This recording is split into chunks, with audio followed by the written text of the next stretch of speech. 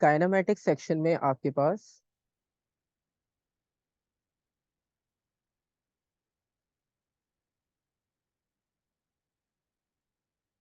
अच्छा, काइनेमेटिक्स का मीनिंग वही सेम है आपके। यहाँ पर हम सिर्फ मोशन और रेस्ट स्टेट की बात करेंगे, लेकिन इसमें कोई भी फोर्स इन्वॉल्व नहीं होगी, ठीक है, क्योंकि हम उसका रीजन या उसकी कॉज की बात नहीं करते कि बॉडी की मोशन अगर हो रही है तो क्यों हो रही है, हम ये बात नहीं करते।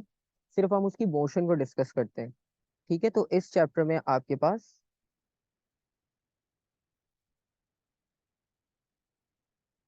कोई भी फोर्स का कॉन्सेप्ट इन्वॉल्व नहीं होगा, ठीक है। फ्री फॉल एक अलग केस है, ठीक है, क्योंकि उसमें आपको पता है ग्रेविटेशनल एक नेचुरल फोर्स है जो कि हर वक्त डाउनवर्ड अप्लाई कर रही होती है हर बॉडी पे, तो उसमें हम कुछ कर नहीं सकते। अदरवाइज आपको पता है बाकी एक्सटर्नल फोर्सेस में से हम कुछ भी इंक्लूड नहीं करेंगे, ठीक है।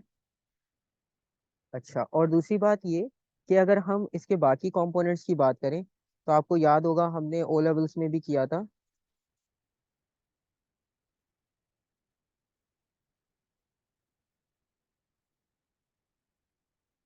कि डिस्टेंस और डिस्प्लेसमेंट का डिफरेंस क्या होता है।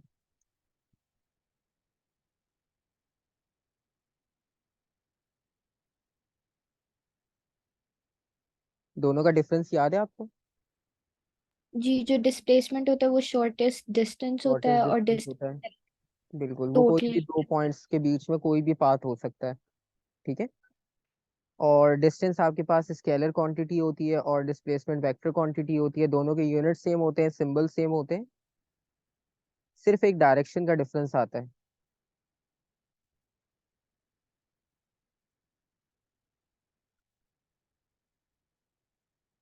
और उसके बाद कुछ और फैक्टर्स की बात करें तो इसमें हमारे पास दो क्वांटिटीज और थी जिनका हम डिफरेंशिएट करते थे, स्पीड और वेलोसिटी।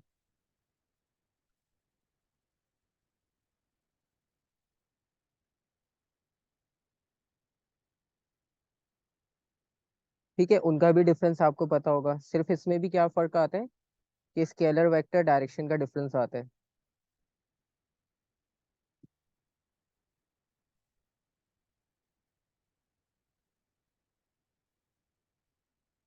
तो इसमें भी आपको कोई कंफ्यूजन नहीं होगा, ठीक है। एक्सेलरेशन का भी आइडिया होगा, एक्सेलरेशन में कोई कंफ्यूजन? नहीं सर। ठीक है।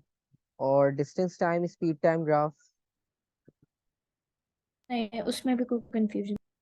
ठीक है, तो इन सब में कोई कंफ्यूजन नहीं है तो हम इन सबको फिलहाल स्किप करेंगे। पहले हम मेन टॉपिक अपना डिस्कस कर लेते जो आपके पास बिल्कुल न्यू है और वो आपने पहले नहीं डिस्कस किया, ठीक है। आपके पास जो है वो स्पीड, वेलोसिटी, एक्सेलरेशन, डिस्टेंस, इन सब के कुछ फॉर्मूला थे, ठीक है। अब हम थोड़ी सी एडवांस एप्लीकेशंस डिस्कस करेंगे। तो उन एडवांस एप्लीकेशंस के लिए हमारे पास इक्वेशंस कुछ हमारे पास होती हैं जिनको हम यूज करके उनका सॉल्यूशंस फाइंड करते हैं,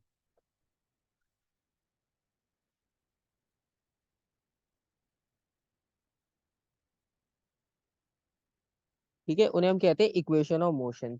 अब मैं आपको बता देता हूँ पहले इक्वेशन ऑफ मोशन हमारे पास कौन कौन सी होगी। एक इक्वेशन हमारे पास होती है final velocity is equals to initial velocity plus acceleration into time. अच्छा, ये वाली जो फर्स्ट इक्वेशन है ना, ये कोई ऐसी नहीं है कि जो मुश्किल हो। अगर आप इसको रीअरेंज करोगे ना, ये एक्सेलरेशन का फॉर्मूला बनेगी, ठीक है। यू वहां जाके माइनस हो जाएगा, टी यहाँ कर डिवाइड हो जाएगा, तो ये एक्सेलरेशन का फॉर्मूला बन जाएगी, सिंपल, ठीक है। तो इसमें कोई ऐसा प्रॉब्लम नहीं है। और एक इक्वेशन आपके पास होती है, वो खैर डिस्टेंस का ही फॉर्मूला है, S equals to v t वाला। लेकिन अगर हम उसको एवरेज स्पीड ले लें, initial plus final divided by to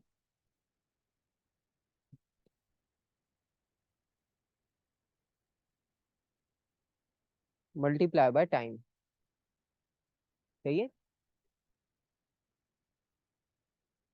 और अगर हम तीसरी इक्वेशन देखें, वो है आपके पास S equals to u t plus half a t square. और फोर्थ इक्वेशन है v² minus u² equals to 2as।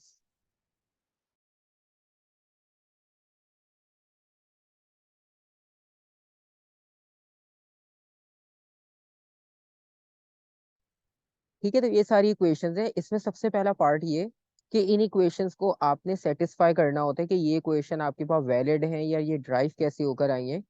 तो इसमें से पहली वाली इक्वेशन का हम कंपैरिजन नहीं करेंगे, क्योंकि ये आपके पास सिंपल एक्सेलरेशन के फॉर्मूला से ड्राइव होती है। और ये जो सेकंड इक्वेशन लिखी है ये भी आपके पास डिस्टेंस के फॉर्मूला से मिल जाती है। ठीक है, हमारे पास जो बाकी दो इक्वेशंस हैं उनकी डेरिवेशंस हम चेक कर लेते हैं कि ये ड्राइव कैसे होगी। तो हम स्टार्ट करते हैं।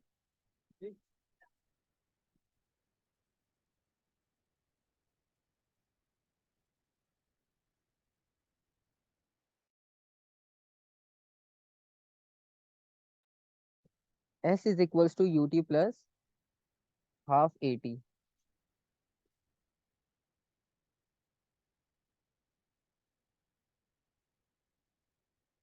ठीक है, इसको ड्राइव करना है। अच्छा, इस इक्वेशन को ड्राइव करने के लिए अगर हम रेफरेंस लेते हैं अपना फर्स्ट इक्वेशन से, तो फर्स्ट इक्वेशन आपके पास है v is equals to u plus at। एक हमने ये इक्वेशन का रेफरेंस लिया, एक हमने सेकंड इक्वेशन का रेफरेंस ले लिया कि अगर बॉडी मूव कर रही हो तो हम उसकी एवरेज स्पीड ले लें, initial plus final divided bye 2 multiply by time. ठीक है। अच्छा, अब आप एक चीज देखो कि जो आपके पास फर्स्ट इक्वेशन है उसमें जो v की वैल्यू है अगर हम यहाँ सब्स्टिट्यूट कर दें, ठीक है, तो आपकी कंप्लीट इक्वेशन चेंज हो जाएगी। तो इक्वेशन 2 चेंज होने के बाद हम उसे लिख सकते हैं s इक्वल्स टू,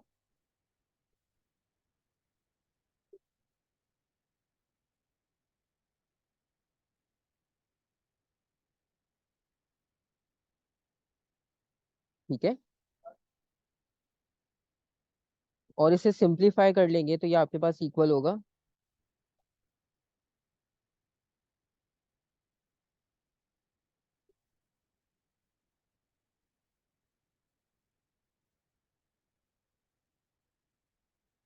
ठीक है, यहाँ तक कोई कंफ्यूजन नहीं होगा, एक स्टेप डायरेक्ट कर दिया, क्योंकि आपको कैलकुलेशंस का बेसिक आइडिया अच्छे से है तो इतना ज़्यादा आपको ये 2 कैंसिल आउट हो जाएगा। हमने एलसीएम ब्रेक कर दिया, टाइम को दोनों क्वांटिटी से अलग अलग मल्टीप्लाई करवा दिया। ठीक है, तो इसके बाद आपके पास फाइनल इक्वेशन क्या बची, s इक्वल्स टू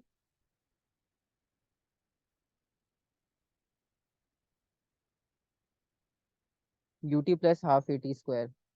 ठीक है, इक्वेशन ड्राइव हो गई यहाँ तक। ठीक है, इसमें कोई कंफ्यूजन? नहीं सर। ठीक है, ये यहाँ तक हो गया आपके पास। और जो दूसरी मतलब हमारे पास जो लास्ट इक्वेशन है जो हमने ड्राइव करना देखनी है,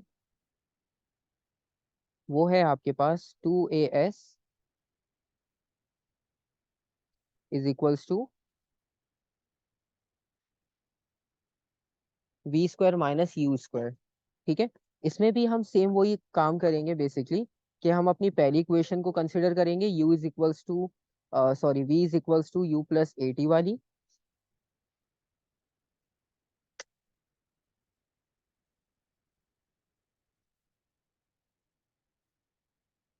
ठीक है, हमने ये फॉर्मूला कंसिडर किया दोबारा से। और दूसरी बात ये कि इस बार हमारे पास जो दूसरी इक्वेशन थी,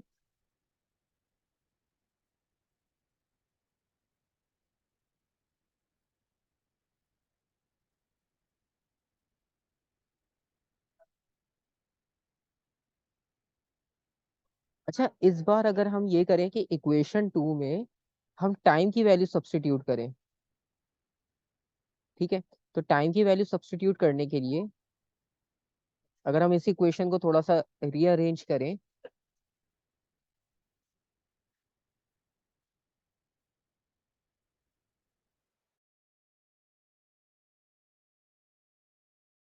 ये बन जाएगी इक्वेशन आपके पास। सही है। और अब हम टी की वैल्यू को सब्स्टिट्यूट करते हैं इक्वेशन 2 में।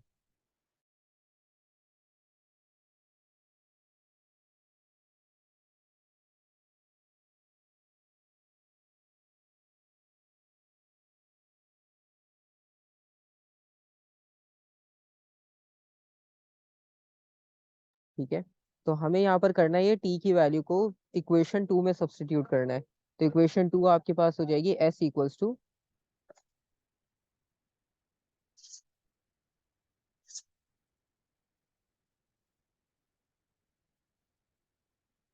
और टी की जगह पर हम वैल्यूज रखेंगे जो अभी हमने सब्स्टिट्यूट करनी थी।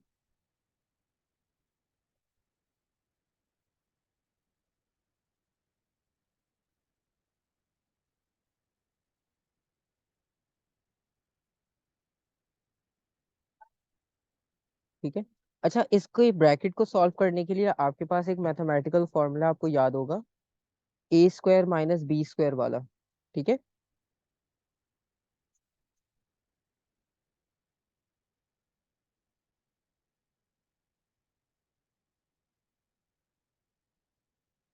ये यूज कर सकते हैं हम।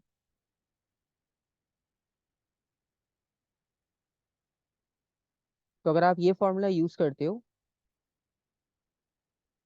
तो ये आपके पास फाइनली हो जाएगा equal a square minus b square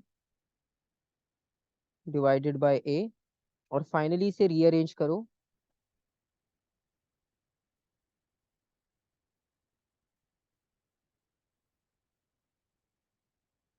we square minus u square.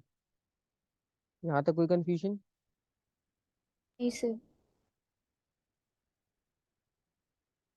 तो ये हमारे पास इक्वेशंस के दो प्रूफ हैं। ठीक है, अगर ये डेरिवेशन में कहीं आते हैं तो इन दो का ही पूछा जाएगा, क्योंकि बाकी दो में कोई ऐसी थ्योरी या लॉजिक इतनी डिटेल नहीं है जो आपको मुश्किल लगे। दूसरी बात ये कि ये जो हमने इक्वेशन ड्राइव की है बेसिकली, अब इसमें होता ये है कि कभी कभार सिचुएशन ऐसी होती है कि बॉडी जो है वो अपर डायरेक्शन में भी जा रही होती है और कभी डाउनवर्ड डायरेक्शन में भी मूव कर रही होती है। ठीक है। तो अगर हम इसे कंसिडर करते हैं अपवर्ड और डाउनवर्ड मोशन के साथ,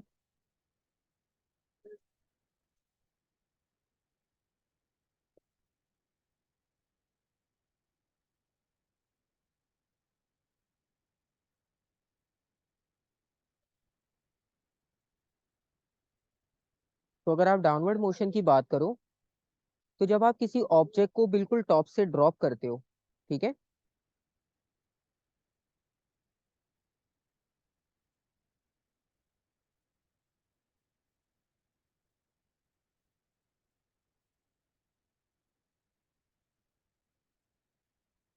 अगर आप इसे यहाँ से ड्रॉप करो तो इसके लिए कुछ आपके पास क्वांटिटीज होंगी। इनिशियल इसकी स्पीड क्या होनी चाहिए? इस पे तो जीरो। जीरो, क्योंकि रेस्ट में, क्योंकि डाउनवर्ड से जब, मतलब मैक्सिमम हाइट से जब डाउनवर्ड आता है तो इनिशियल स्पीड जीरो, और जब ये डाउनवर्ड आएगा तो इसकी फाइनल स्पीड की कोई ना कोई वैल्यू होगी हमारे पास। सही है। और दूसरी बात ये कि अब ये आपके पास जब डाउनवर्ड आ रहा है तो ये विद द ग्रेविटी आ रहा है या अगेंस्ट द ग्रेविटी? सर आप वापस पूछ सकते हैं? इसमें ये कि बॉल जब डाउनवर्ड आ रही है तो ये ग्रेविटेशनल फील्ड के साथ आ रहा है या ग्रेविटेशनल फील्ड के ऑपोजिट आ रहा है? सर सात आ रहा है। ठीक है, उसके साथ ही मूव कर रहा है। तो इसका मतलब ये हुआ कि जब ये आपके पास डाउनवर्ड आ रहा होगा तो उस सिचुएशन में आप जो जी की वैल्यू होगी उसे आप पॉजिटिव लोगे।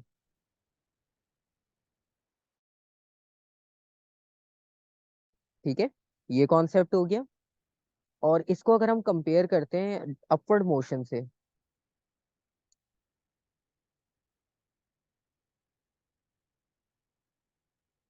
अच्छा, अपवर्ड मोशन में क्या होता है कि आपने जब किसी ऑब्जेक्ट को थ्रो किया और वो अपवर्ड मोशन में जाएगा तो उसे ऊपर मूव करवाने के लिए आपके पास इनिशियल कोई ना कोई स्पीड होनी चाहिए, क्योंकि वो खुद से तो नहीं जाएगा, क्योंकि आप ग्रेविटी के अगेंस्ट जाना चाह रहे हो।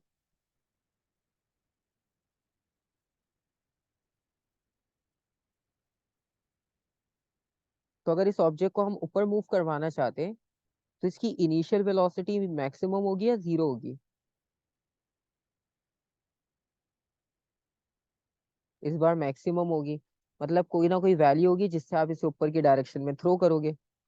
और जब ये मैक्सिमम हाइट पर जाएगा तो फाइनल स्पीड क्या हो जाएगी? जीरो। जीरो। ठीक है। तो मैक्सिमम हाइट पर ये आकर जीरो हो जाएगा।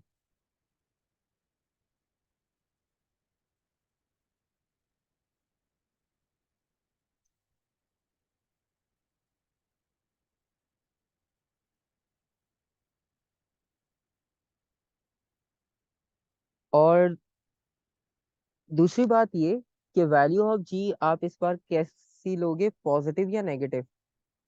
नेगेटिव। इस बार हम नेगेटिव लेंगे क्योंकि हम अगेंस्ट द ग्रेविटेशनल पुल जा रहे हैं।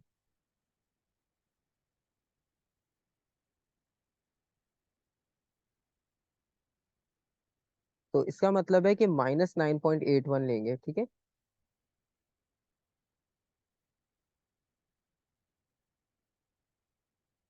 तो ये आपके पास कुछ फैक्टर्स हो गए। ठीक है, अब मैं इसका क्वेश्चन आपको दिखा देता हूँ कि बेसिकली इसमें आपने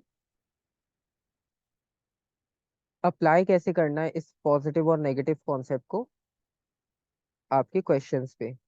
तो हम इसका एक क्वेश्चन कंसिडर करते हैं। इसमें बस एक प्रोजेक्टाइल मोशन है, वो एक नया टॉपिक है, और ये इक्वेशन ऑफ मोशंस। और इसमें कुछ भी इतना खास नहीं है जो कि आपके पास पूछा जाता हो, क्योंकि बाकी सारी चीज़ें ग्राफ्स वगैरह वो सब पुराने, वो आपको पहले से पता है। तो उनमें कोई ऐसी प्रॉब्लम नहीं है कि जो आपके पास पहली बार पूछी जाए।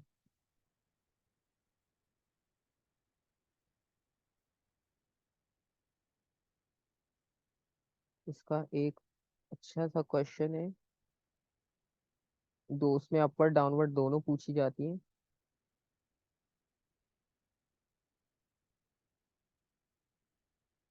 चलो, इसमें नहीं है।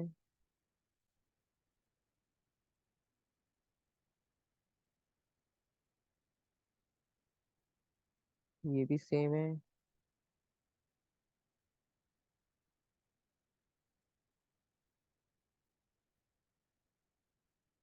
इसमें तो स्फीयर का क्वेश्चन भी है, 22 का क्वेश्चन है वो।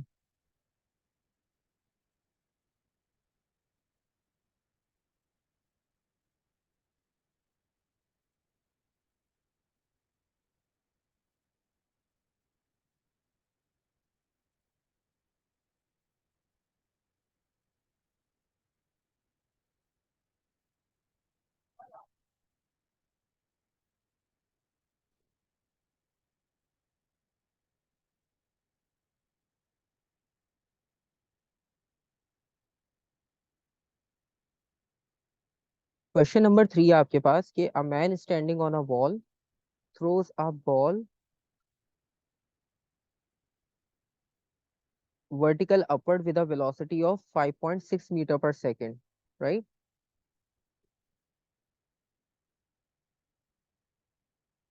और उसके बाद उन्होंने कहा कि उसने वर्टिकल अपवर्ड थ्रो किया और उसकी स्पीड कितनी है, 5.6 मीटर पर सेकेंड, और the ball leaves his hand when it is at a height of 3.1 metre above the ground as shown in figure 3.1।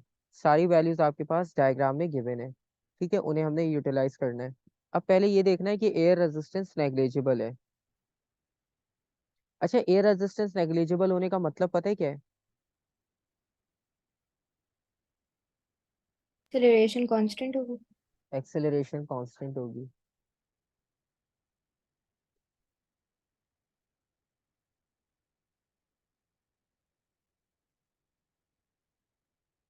और उसके बाद वो कह रहे हैं show that the ball reaches at maximum height above the ground of 4.7 metre. मतलब maximum height 4.7 metre होनी चाहिए आपके पास। ठीक है, आप एक बार डायग्राम देख लो और फिर बताओ कि आप कौन सी इक्वेशन से स्टार्ट करोगे।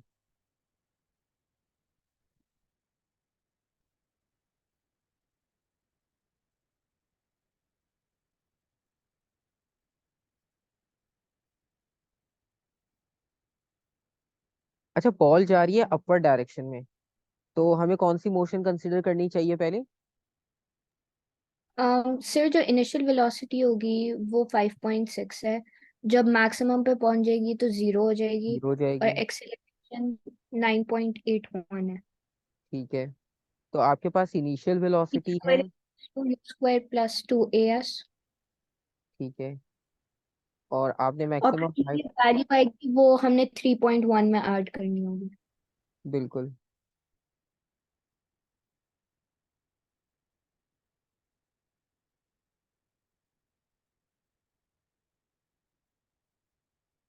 Final velocity zero, initial 5.6।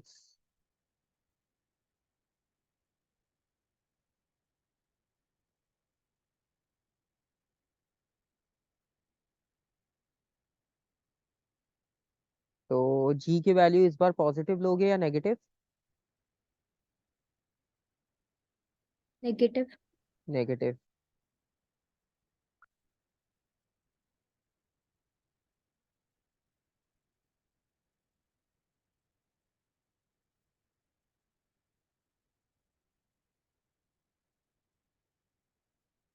तो हाइट की वैल्यू देखो आपके पास कितनी आ रही है।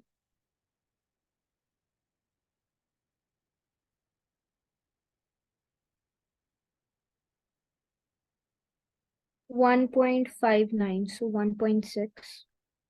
1.59, 1.6।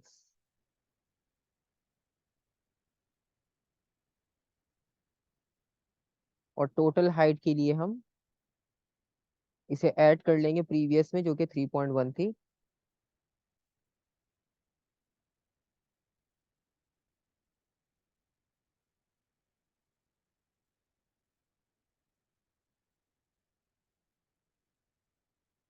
4.7 मीटर।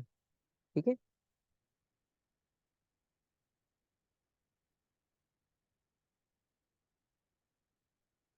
यहाँ तक कोई कंफ्यूजन? नहीं सर।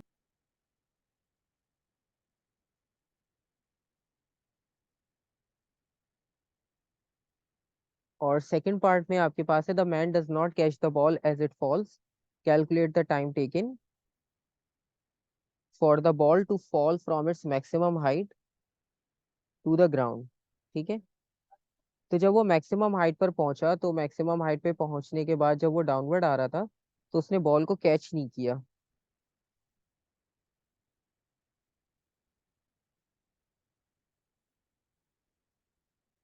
जिसकी वजह से आप स्ट्रेट डाउनवर्ड आ गए नीचे की तरफ। ठीक है। तो इसमें आपने फाइंड आउट क्या करना है, कैलकुलेट द टाइम टेकन। तो आपने टाइम टेकन निकालना है। S is equals to ut plus half at square। ठीक है।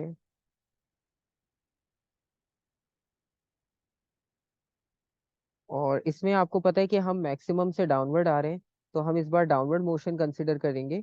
और डाउनवर्ड मोशन कंसिडर करने का मतलब ही कि इस बार हम इनिशियल जीरो लेंगे। ठीक है। और और हाइट हमारे एक्सेलरेशन। पास, बिल्कुल, हाइट टोटल मिल गई है आपको।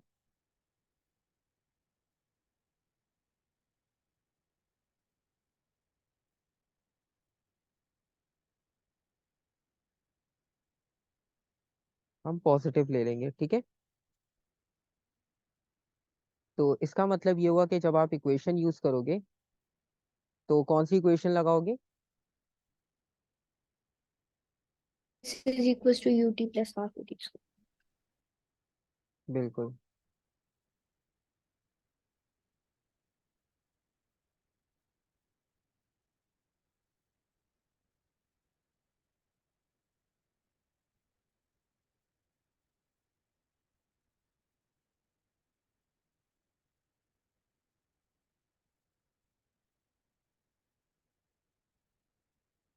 और इसमें से आपने टाइम की वैल्यू निकाल ली है, तो ये यू टी वाला पार्ट तो जीरो हो जाएगा, क्योंकि इनिशियल वेलोसिटी जीरो है। तो इसको सॉल्व करने की जरूरत ही नहीं है आपके पास। 4 पॉइंट, हाँ 7। सही है।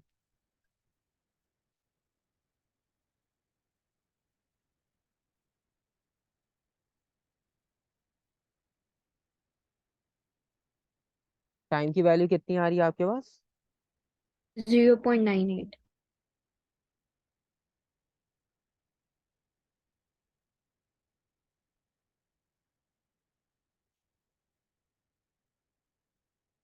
ठीक है, 0.98 सेकेंड्स आपके पास आ गया टाइम।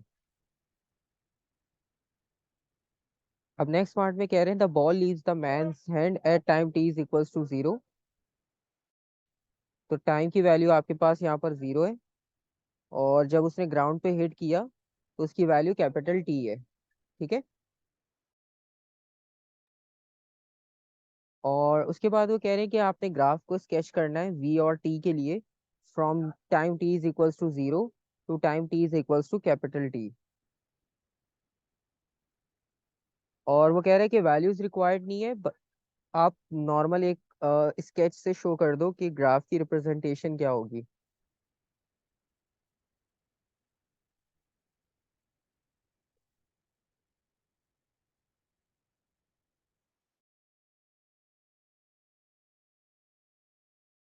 सर नेगेटिव ग्रेडियंट होगा और constant acceleration, so like deceleration. ठीक है, तो हम जो ग्राफ बनाएंगे, तो ग्राफ की लाइन आपके पास जो पॉजिटिव और नेगेटिव है, क्योंकि उन्होंने एक चीज और लिखी हुई है, जो आपके पास वी है वो पॉजिटिव होगी अपवर्ड डायरेक्शन में, मतलब जब बॉल अपवर्ड डायरेक्शन में मूव कर रही थी तो उस वक्त पॉजिटिव लेना है, और जब वो डाउनवर्ड आ रही थी तो उस वक्त आपने नेगेटिव लेना है। सही है।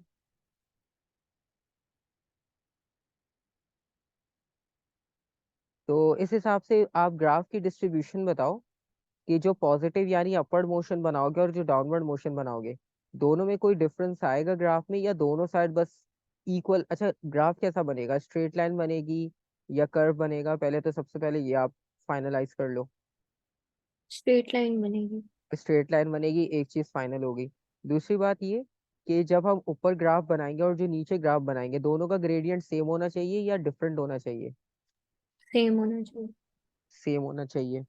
ठीक है। अच्छा देखो, अब आप एक बार डायग्राम और देख लो, फिर एक बार और कंफर्म कर दो, फिर हम इसको फाइनली मार्क कर देते हैं।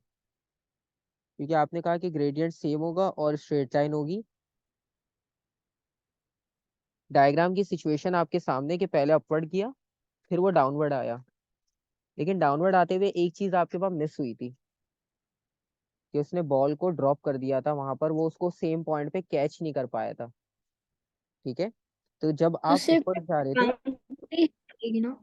जी। तो वो तो ग्राउंड पे ही हिट करेगी ना? हाँ, लेकिन आपने स्टार्ट कहाँ से किया है? आपने 3.1 से स्टार्ट किया था, तो आपकी मोशन जो है ना वो कुछ इस तरह की है। सही है। इससे पता ही चल रहा है कि जब आप ऊपर जा रहे थे तो ऊपर जाते हुए डिस्टेंस कम था या डाउनवर्ड आते हुए डिस्टेंस कम था?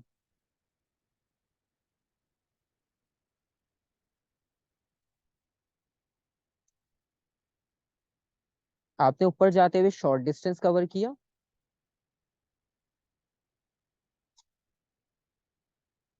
और नीचे आते हुए आपका डिस्टेंस ज्यादा था। ठीक है, क्योंकि 3.1 तो आप ऑलरेडी कवर कर चुके थे अपनी हाइट की वजह से, वो बॉल ने नहीं कवर किया, वो आपकी हाइट की वजह से ऑलरेडी कवर्ड था। तो जब हम स्पीड टाइम ग्राफ बनाते हैं तो स्पीड टाइम ग्राफ में एक चीज आपको पता होगी कि एरिया अंडर द कर्व किसको शो करता है? Area under the curve show करता है आपके पास डिस्टेंस को। ठीक है। जी। लेकिन ये वेलोसिटी टाइम ग्राफ है ना? जी, लेकिन वेलोसिटी टाइम ग्राफ के आप एरिया अंडर द कर्व से तो डिस्टेंस निकालते हो, याद नहीं है? जी। जी तो निकालते हूँ। हाँ, तो इसमें जब आप ग्राफ बनाओगे, तो देखो मैं पहले ग्राफ बना के दिखाता हूँ, फिर आप बताना कि ये सही है या नहीं। अगर आप उसे जस्टिफाई करते हो तो ठीक है। ये डिस्ट्रीब्यूशन सही है ग्राफ की, या इक्वली होनी चाहिए?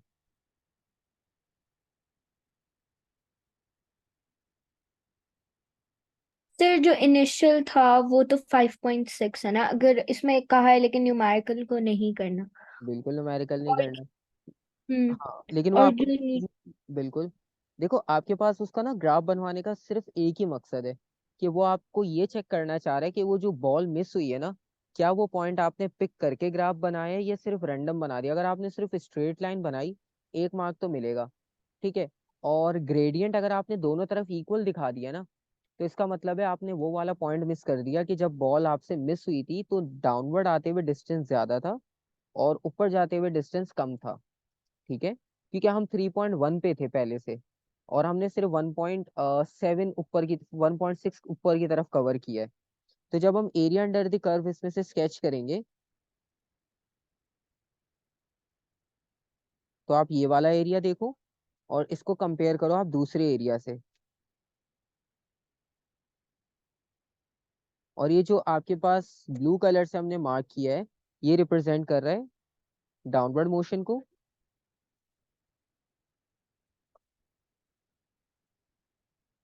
और दूसरा वाला पॉइंट आपके पास रिप्रेजेंट कर रहा है अपवर्ड मोशन को।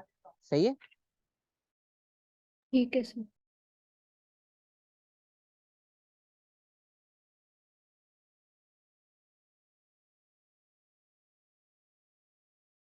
यहाँ तक कोई कंफ्यूजन? नहीं सर। ठीक है, सही है। अब आपको समझ आ गया कि ग्राफ में मैंने डिस्ट्रीब्यूशन अनइक्वल क्यों बनाई है। क्योंकि अपवर्ड जाते हुए जो हमारा डिस्टेंस कवर किया, वो आपकी बात सही है कि हमारा टोटल हाइट तो पूरी थी, लेकिन बॉडी ने कितना कवर किया ग्राफ में तो हम सिर्फ वो दिखाएंगे। 3.1 तो बॉडी ने ऊपर जाते हुए कवर नहीं किया, ठीक है। तो ये जो हमारे पास एरिया अंडर द कर्व इसमें हमने शो किया है,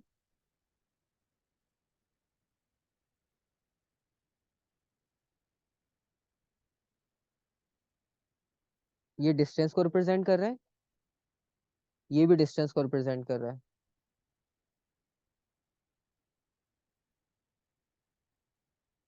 ठीक है। कोई कंफ्यूजन इस वाले पार्ट में? नहीं सर, समझा। ठीक है। क्योंकि उनका मेन पर्पस ही ये था, 1 मार्क आपको डिस्ट्रीब्यूशन पे देगा, 1 मार्क स्ट्रेट लाइन पे देगा, और 1 मार्क आपको उस चीज पे देगा कि आपने उसकी इंस्ट्रक्शन फॉलो की कि पॉजिटिव को अपवर्ड बनाना है, नेगेटिव को नीचे बनाना है, ठीक है। और बाकी ये कि what is represented by the gradient of the graph, ये चीज सिंपल सी है। स्पीड टाइम ग्राफ के ग्रेडियंट से हम क्या निकालते हैं? एक्सेलरेशन।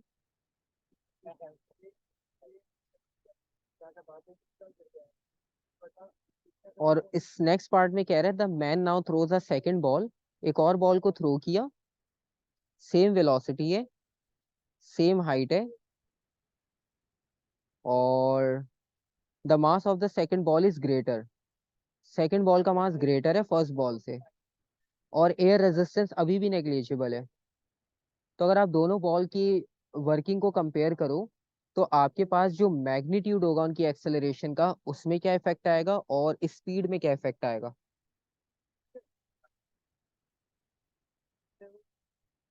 एयर रेजिस्टेंस नेग्लिजिबल है,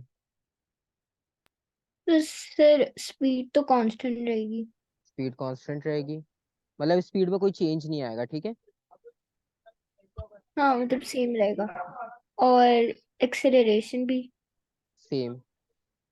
ये वही जी। वाली एग्जांपल है आपके पास, आपको याद होगा कि जब एक फेदर और एक बॉल को ड्रॉप किया जाता है हाइट से वैक्यूम में, तो दोनों एक ही टाइम में आके हिट करते हैं ग्राउंड को, क्योंकि एयर रेजिस्टेंस की वजह से फर्क आता है बस।